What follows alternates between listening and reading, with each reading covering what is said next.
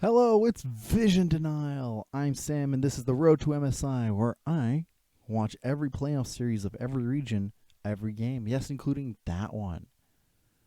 And this is the second video of Meet the Teams portions of this.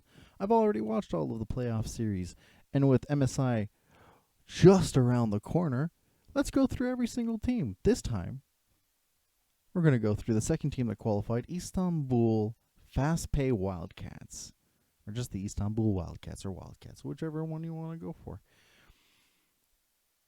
Second off in the TCL with boasting a very impressive undefeated record as well, or mostly undefeated record from the playoffs. Let's just jump right in.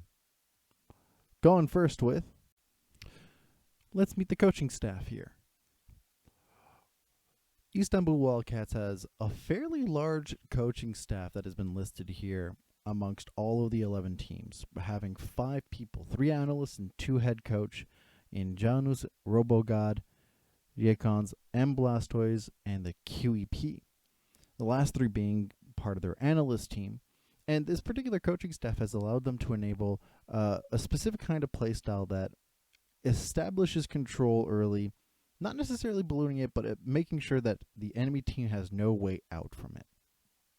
You'll notice that part of the champions that they ban a lot are things that usually are enabled in terms of zone control, some neutral team fights, and things that split up the map a lot, while things that are banned against them are similar tools, but tools of like 1-3-1, very much focused against trying to avoid HolyPheonix and Serin being able to create the spaces that usually the Wildcats are very well known for. So what does this particular thing look amongst everything? And for more details about a lot of the coaching staff, unfortunately, they don't have a lot of stuff in their personal website or in terms of their Wikipedia. So not a lot of detail, unfortunately, that I could pull up on either Janus or Robogod. But based on their drafting style, they have been able to boast a large amount of success for the Wildcats. So what does this particular setup look for them? Well, it results in a fairly similar style to T1.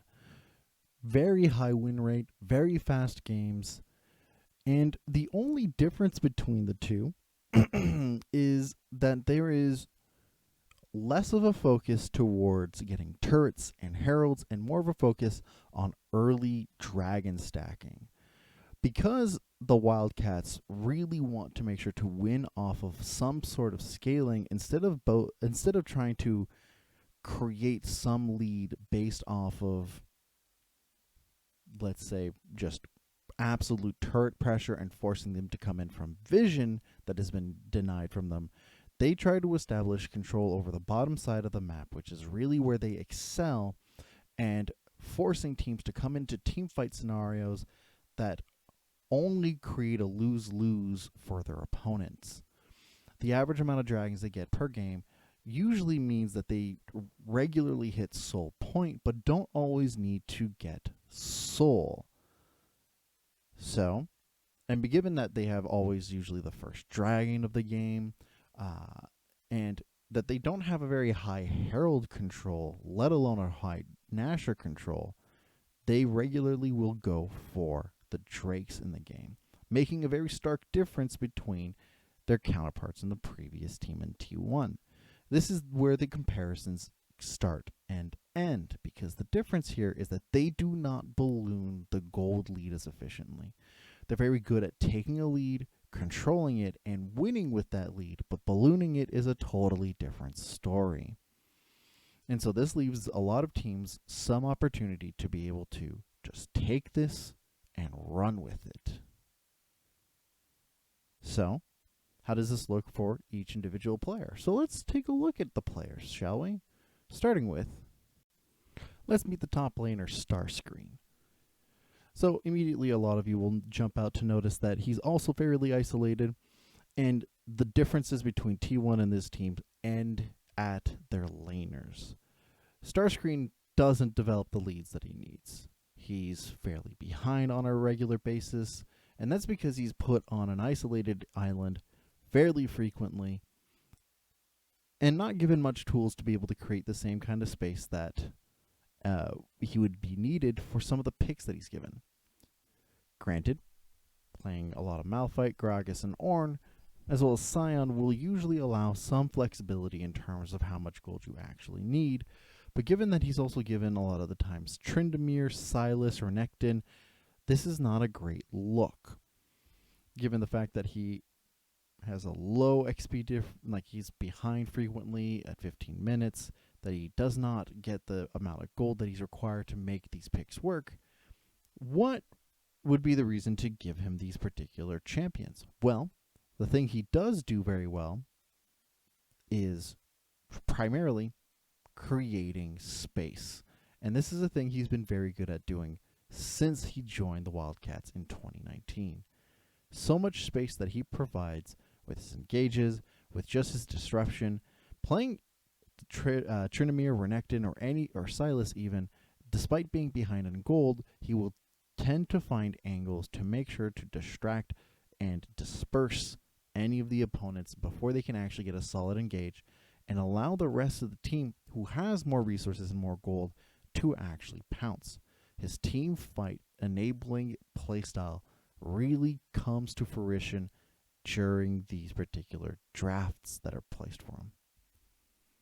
So, how does the rest of the team fare? Well, let's take a look. Let's meet Ferret. Ferret has been with the Wildcats his entire career starting in 2019 and has been doing fairly well given the circumstances of his team. He, noticeably, tends to regularly fall behind about 2 camps on a regular basis at 15 minutes. His XP differential is fairly low. He tends to be behind his usual counterparts. But given the fact that he has a gold differential of a positive 52, not a whole lot of gold, but it's notable because he tends to keep up where it's needed because of his aggressive ganking nature.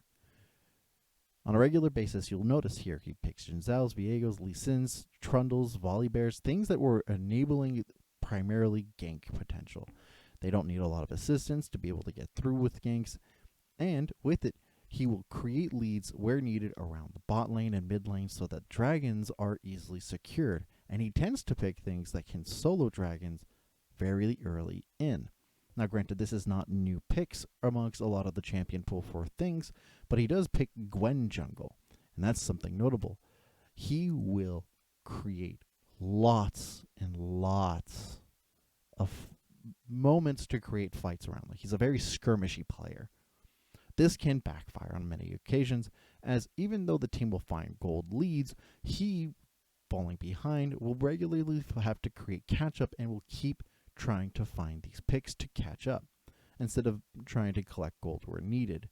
And this is a little bit of a fallback that this particular player has. Ferret is not, let's say, I would say not the strongest of all of the junglers that are coming into MSI, but he does understand where his gold is needed, where the gold needs to be allocated, and what parts of the map need to be pressured in case, just to enable the type of playstyle his team needs.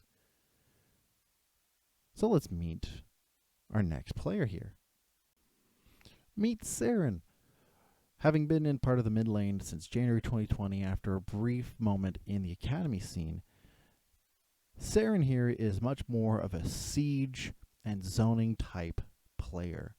He tends to be pretty even to a little bit behind on a regular basis during CS, but you'll notice that he finds ways to be slightly ahead or equal in terms of the gold differential and XP.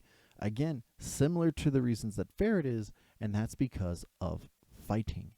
He roams quite a bit, and roaming amongst the type of champions that he regularly plays, the Ahri, the Twisted Fates, the Victors, the LeBlanc, a lot of that particularly goes towards the bot lane and towards neutral objectives where needed. the Wildcats being a team fighting team first and foremost, and that's where their focus goes to, you can see already the trend of patterns going around of what can be bot space, what zoning can be done, and honestly, Serin does a fairly fantastic job at it. His kill participation at a very nice number, and his KDA shows that he regularly finds ways to create space in ways that avoid him getting killed as much as possible, whilst still enabling the whole team to create a lot of pressure against the enemy team to avoid them stealing drakes, stealing any particular neutrals, and also to enable the next player, who really is the star that shines of the Wildcats. Blessed it be, the HolyPheonix is he. HolyPheonix for the TCL is a staple player and has been since 2012, regularly going back and forth between the EU League and the Turkish League. He has found his footing finally with the Wildcats since December of 2020 and has stayed there since. And my oh my does he shine, being the only player with a goal differential, a positive goal differential, a positive CS differential, and a positive XP differential. It is no wondering why so much attention is given and emphasized to HolyPheonix. He is the difference maker, and already looking at the champions that he plays, you can tell that he is not like the others. Sure, he will pick the Jinx and the Aphelios, which is regular, and as Caitlyn having the worst of his win records, not being something that he's enabled on fairly frequently, he is a team fighter first. He will find skirmish picks after skirmish picks more than anything else, and anything that's scaling or sieging is not really on the radar of the Wildcats. And this is shown by the types of picks that HolyPheonix has. Picking the Lucians, the Jins, the Zeri, Samira, Callista, all in all, he is a delight to watch. Finding ways to really aggressively punish his laners, he does unfortunately find himself getting caught out a little more frequently than he should. But usually that's fairly much in the early game, and it's for games that usually they would lose at, which is very few and far between. Not many games have the Wildcats lost in this season. Now, we've already mentioned now the biggest star out of the Wildcats. Who else would there be to shine? But the biggest enabler for HolyPheonix himself and the rest of the team, we've got Farfetch. Now, you'll notice a couple of different things here. The vision is not as solid. His KDA is much lower than HolyPheonix. His kill participation is probably not as high. Well, a couple of things that really contribute to that. One, the rest of his team is just really good at following up on every single engage that Farfetch brings up, that they even pick up extra kills along the way. He is the man of engages. Rarely picking up anything that requires a lot of disengage. He is a go, go, go, let's go, let's go, let's go, let's go kind of player. His vision may not be there, but he does create the kind of spaces and the kinds of scenarios that on a regular basis in laning phase, during roams, and anything in between that allow for the skirmishes and the different kinds of team fights and picks to really get forward. And he, I think, is the key to how HolyPheonix really shines. Without one, there is not the other, and he does work so well. Fantastic. So, coming all together with this, my thoughts on this, well, the Wildcats are an incredibly dominant team in a league that did not punish them frequently enough for things that should have been punished on a regular basis. They're very aggressive, but they don't balloon leads. They take fights that are not necessary and have not been skill checked on a lot of different types of scenarios. And coming into MSI, not having been challenged a whole lot, you may end up in a scenario where the Wildcats hit a brick wall.